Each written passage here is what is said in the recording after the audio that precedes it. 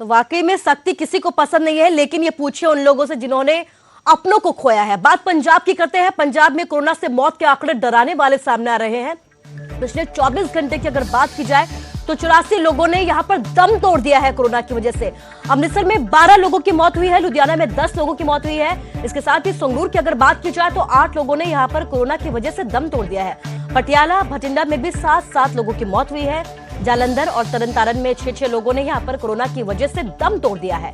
पंजाब में कोरोना के आंकड़े लगातार बढ़ते जा रहे हैं। 4653 नए केस सामने हैं। आंकड़ों में थोड़ी सी कमी जरूर देखी जा रही है, लेकिन मौत के आंकड़े लगातार बढ़ते जा रहे हैं। आप देख सकते हैं 84 लोगों ने यहां पर दम तोड़ा है। मोहाली की अगर बात की जाए तो लगातार ज्यादा केस यहां से सामने आ रहे हैं। 792 नए केस सामने आए हैं। 5 मरीजों ने दम तोड़ा है। लुधियाना में अगर बात की जाए तो 758 नए केस सामने आए हैं। जालंधर में 380, अमृतसर में 342, पटियाला में 304, भटिंडा में 221, गुरदासपुर में 198 नए केस सामने आए। तो आंकड़ों में तो इजाफा होता ही जा रहा है, लेकिन बड़ी बात यह है कि पंजाब में अब मौत के आंकड़े भी डरा रहे हैं। पिछले 24 घंटे में 84 लोगों ने दम तोड़ दिया और यही वजह है कि प्रशासन हो या फिर सरकार हो, राज्य सरकार हो, केंद्र सरकार हो, लगातार आप लोगों से यह अपील कर रही है कि सावधानी बरतें ताकि आगे कोई अपने को ना खोए।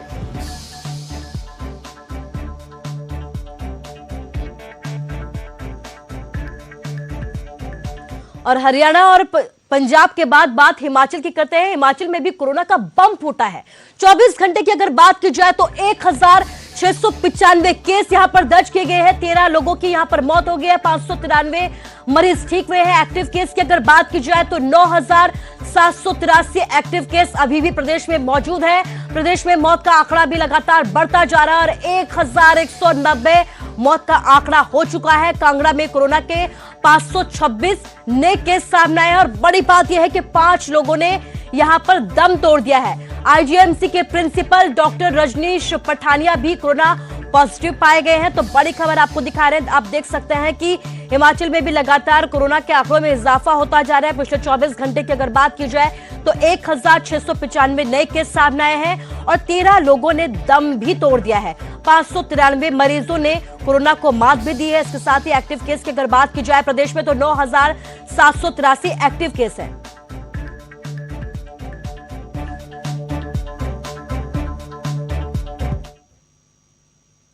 नए केस सामने आ रहे हैं, मौत के आंकड़े बढ़ रहे हैं और यही वजह है कि अब शिक्षण संस्थान हिमाचल में 1 मई तक बंद रहेंगे। सीएम जयराम ठाकुर की अध्यक्षता में बैठक हुई। इस बैठक में अहम फैसला लिया गया। कोरोना काल में अब शिक्षकों की भी छुट्टी कर दी गई है।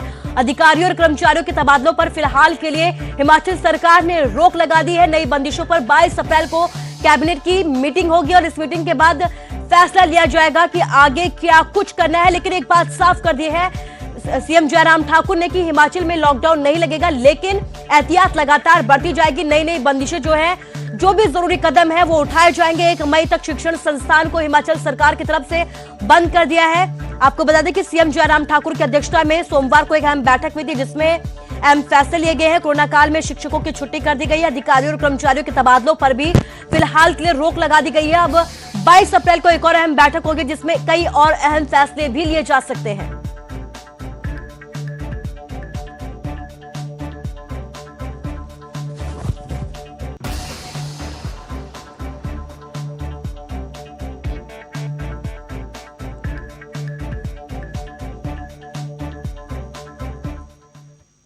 और ज्यादा जानकारी के लिए हमारे संवाददाता रणवीर हमारे साथ लाइव जुड़ गए हैं। रणवीर, आपसे जानना चाहूंगी कि लगातार आंकड़े बढ़ते जा रहे हैं, शिक्षण संस्थान बंद कर दिए गए हैं 1 मई तक के लिए। अब आगे का क्या कुछ अपडेट है? 22 तारीख को एक और अहम बैठक होने वाली है, तो क्या कुछ नई जानकारी आपके पास?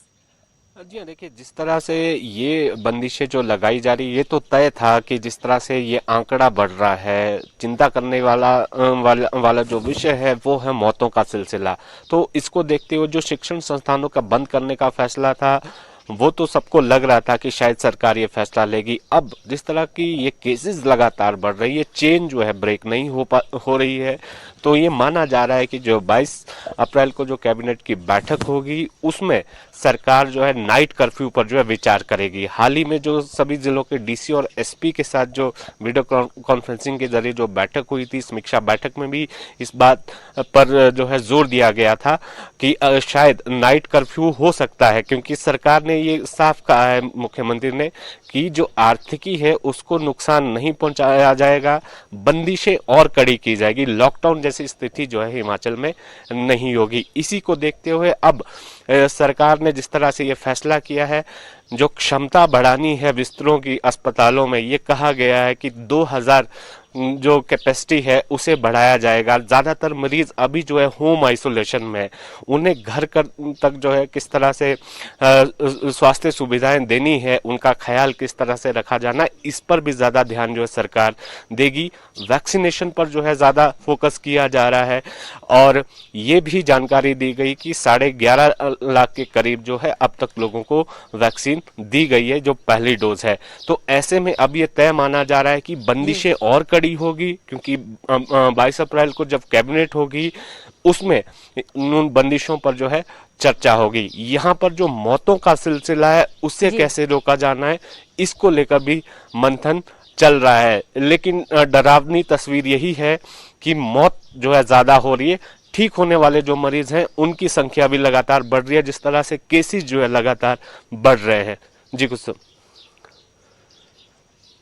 जी रणवीर, इस तमाम जानकारी के लिए आपका शुक्रिया। तो बड़ी बात यह है कि मौत के आंकड़े बढ़ रहे हैं, यही वजह है कि सरकार लगातार ये अपील कर रही है कि एहतियात बरते, सावधानी बरते, ताकि कोरोना की जो कातिल रफ्तार है उस पर रोक लगाई जा सके।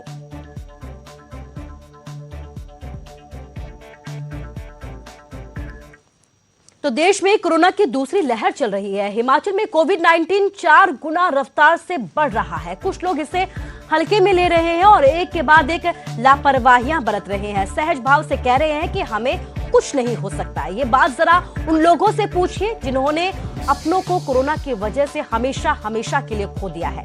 अंतिम संस्कार के लिए किसी दूसरे का सहारा लेना पड़ रहा है। इस वक्त हम शिमला के कनलोग में हैं। ये शमशान घाट है और यहाँ पर जो कोविड मरीज हैं जिनकी मृत्यु हो रही है उनको जो है जलाया जा रहा है। ये जो परिसर है इसको बिल्कुल ठीक नीचे हमें इसको पूरा सैनिटाइज किया गया है और यहाँ पर जिन लोगों पर जिम्मा है यहाँ पर शव जलाने का, वो इस वक्त हमारे साथ एक्सक्लूसिव मौजूद हैं। इनसे बात करते हैं। सर, क्या नाम है आपका? भीमे राम जी। कितने समय से आप यहाँ पर? हम 18 साल हो गई। जब से ये कोरोना की बीमारी आई है तब से आपने कितने जो है यहाँ पर शव जला दिए हैं? 300 से करीब जी। करीब 300 से करीब। तो आप को जो सुविधाएं दी जा रही है, थोड़ा सा एक्सपीरियंस बताएं आप। जब पहला मामला जब यहाँ पर आया था जिसकी मौत हुई थी तब क्या था और अब क्या है? अब उस टाइम का मतलब पहले मतलब प्रभाव, पहले मास्क में थे ना, किट थी जी। अब तो मतलब सब कुछ सुविधा मिल रही है, तो मतलब बाकी ठीक है। कोरोना मतलब चला है पर मतलब कोई डरने की वो भी बात नहीं है, मतलब सब फैसिलिटी ठीक है। हाँ जी। और यहाँ शमशान घाट में देखिए, यहाँ जहाँ पर हम हैं अभी भी एक चिता जो है जल रही है ऊपर। ये आपसे अच्छा, दो चिताएं जल रही हैं। 2 चिता जल रही जी।